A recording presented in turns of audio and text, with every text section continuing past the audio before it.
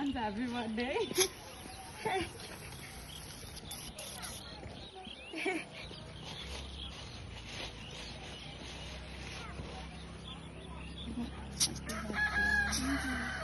कस्तो पठाइदिनु भएको होला त है दिदीले हो है कसले होला त गिफ्ट गरिदिनु दिदीले होला हो त हजुर हजुरको दिदीले नै पठाइदिनु भएको के भनिदिनुहुन्छ दिदीलाई नरुनु कहाँ रुनु भएको त अनि दिदीले यस्तो माया गरेर पठाइदिनु भएको छ है यति फोटो खिच्छ